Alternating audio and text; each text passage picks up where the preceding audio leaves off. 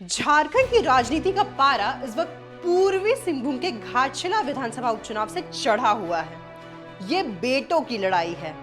एक तरफ झामुमो से दिवंगत विधायक और पूर्व शिक्षा मंत्री रामदास सोरेन के बेटे सोमेश चंद्र सोरेन हैं, तो दूसरी तरफ बीजेपी से पूर्व मुख्यमंत्री चंपई सोरेन के बेटे बाबूलाल सोरेन।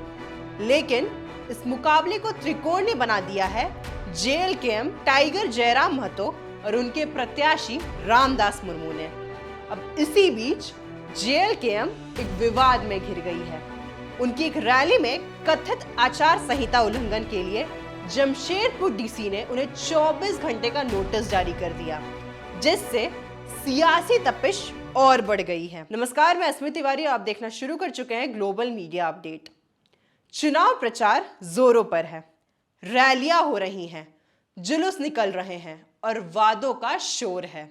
लेकिन इसी शोर के बीच जेएलकेएम के प्रचार की कुछ ऐसी तस्वीरें सामने आई हैं जिन्होंने ये नया सियासी बखेड़ा खड़ा कर दिया है। हम बात कर रहे हैं आदर्श आचार संहिता के कथित उल्लंघन की।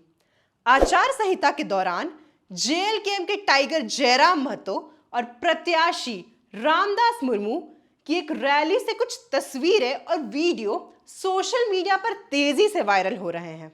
इन तस्वीरों में जयराम महतो और रामदास मुर्मू एक सफेद 4 पहिया वाहन की छत पर बैठे हुए हैं।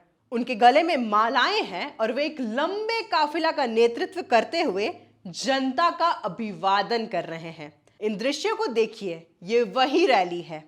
हाईवे पर दर्जनों गाड़ियों का काफिला है और मुख्य गाड़ी की छत पर प्रत्याशी और स्टार प्रचारक खुद बैठे हैं। ये तस्वीरें सामने आते ही ये न सिर्फ सुरक्षा नियमों पर बल्कि सीधे सीधे चुनावी नियमों पर भी सवाल खड़े कर गई। मामला इतना बढ़ा कि प्रशासन को तुरंत इस पर संज्ञान लेना पड़ा। जमशेदपुर के डीसी ने इस घटना को गंभीरता से लिया है। उन्होंने अपने आधिकारिक एक्स हैंडल पर एक बयान जारी किया है जो इस उल्लंघन की पुष्टि करता है। डीसी ने अपने पोस्ट में लिखा है, घाटशिला विधानसभा निर्वाचन क्षेत्र में आयोजित रैली या जुलूस के दौरान 4 पहिया वाहन के ऊपर बैठकर या खड़े होकर प्रचार प्रसार किए जाने के संबंध में संबंधित राजनीतिक दल या अभ्यर्थी को 24 घंटे में स्पष्टीकरण समर्पित करने का निर्देश निर्वाची पदाधिकारी द्वारा दिया गया है।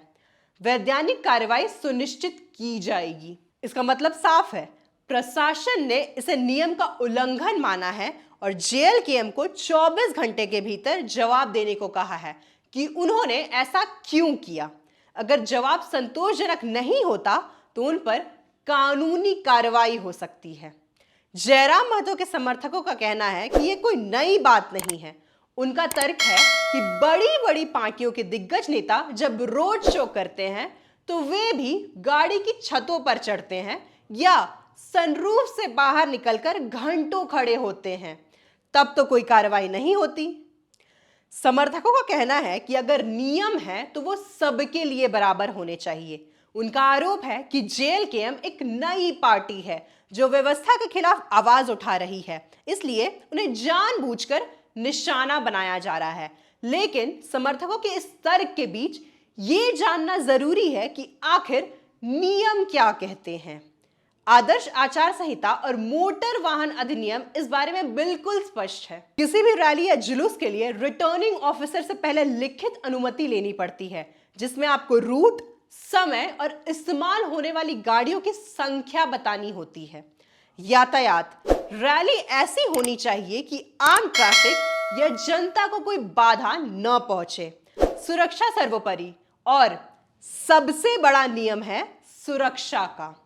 मोटर वाहन अधिनियम के तहत चलती गाड़ी के छत पर या बोनट पर या पायदान पर बैठकर यात्रा करना कानूनन जुर्म है।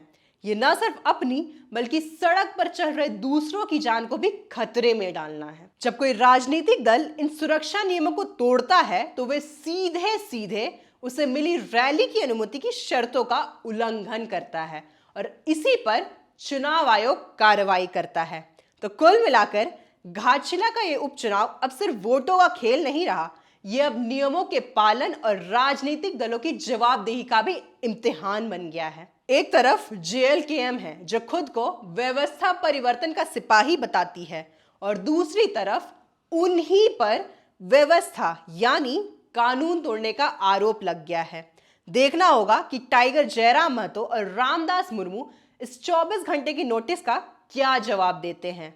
क्या ये अति उत्साह में हुई गलती थी, या प्रशासन इस बार सिर्फ नोटिस देकर रह जाएगी, या सच में कोई वैधानिक कार्रवाई भी करेगा। घाटशिला की जनता इस पूरे प्रकरण को कैसे देख रही है, ये तो नतीजे के दिन ही पता चलेगा। आप क्या सोचते हैं? क्या प्रशासन का कदम सही है, या जेएलकेएम को जानबूझकर निशाना बनाया जा रहा है? अपनी राय हमें कमेंट में जरूर बताएं।